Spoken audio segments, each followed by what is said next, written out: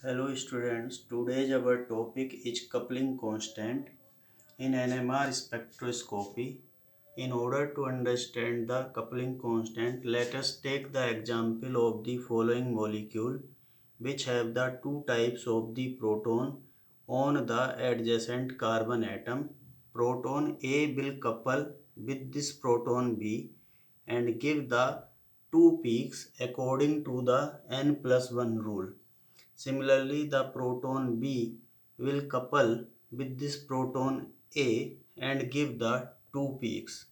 The difference, the distance between these two peaks is defined as the coupling constant J. The coupling constant JAB will be equal to the JBA. It means it is a type of reciprocal affair. Now, we can write the coupling constant is defined as the distance between the two adjacent peaks in a NMR signal. It is expressed in hertz or cycle per seconds, but not in ppm like it was expressed in chemical shift. The coupling constant is independent from the strength of the applied field. That is, whatever the strength of applied field, the J value will remain unchanged, and this factor will help us to distinguish where a doublet is present, and it can be distinguished from the two singlet easily. For example, we have these two peaks and not sure either they are two singlet or a doublet. In order to confirm this, we will run this spectra at the different field strength. On increasing the field strength, if the spacing between these two peaks is increased, then we can say that these two signals are from the different proton. That is, they have the different chemical shift value, they are only singlet, and they are obtained from the different kind of proton. It means they are not a doublet. However, if the spacing remains the same even on increasing the strength of the applied field, then it means it will be a doublet. Actually, the chemical shift is the measure of the interaction between the nuclei, and this interaction is transmitted through the intervening electron.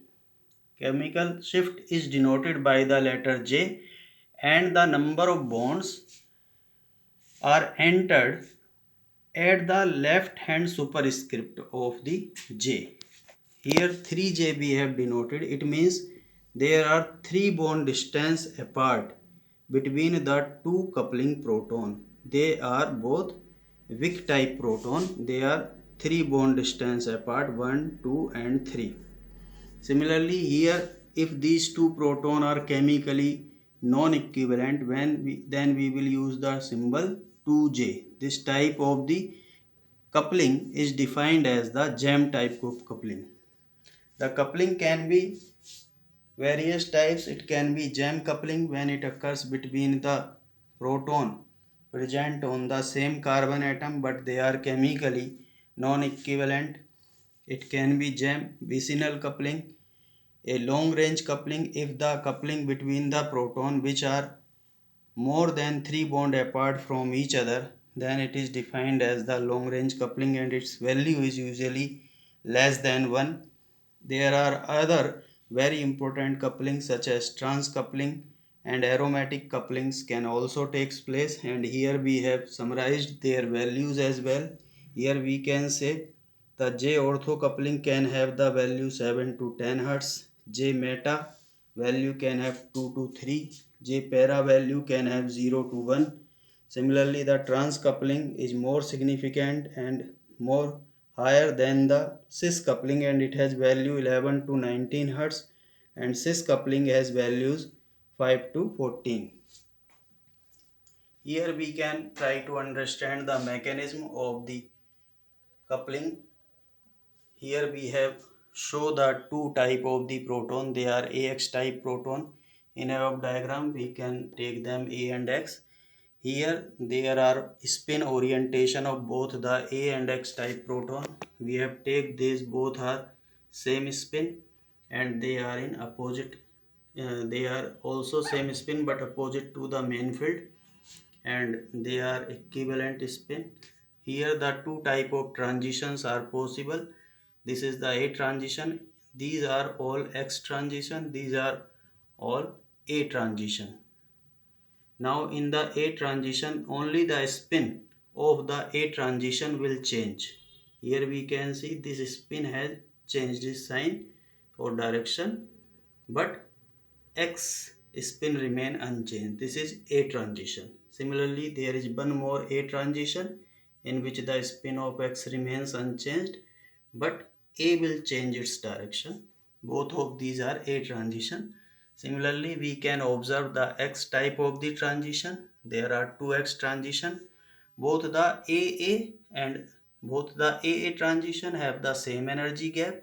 This is the equal gap and this is the for the X, and both the X transition have the same energy gap. It means we will obtain only two peaks in case if both the A and X type protons are undergoing not any type of coupling, that is there is zero coupling between them. But if there is coupling between them through the intervening electron, then the energy spacing get modified by n some amount of energy either plus E or minus E. The gap between energy level is increased which have the same spin. Here we can see the energy spacing is increased by an E amount energy, and same for this, but they will get decreased by an amount minus E. Now in doing so we can see easily that now the peaks which were previously have the same energy spacing, now they get changed here. Now we have classified this transition as A dash, A double dash, both of the different energy gap, and here X dash and X double dash, they also have the different energy gap. Now this will result the total 4 lines will result in the NMR spectra, and this is due to the coupling between the interacting proton. The coupling J can either have positive or negative value, and in this case the J is more than 1 since both the same spin state are rising in their energy. Thank you.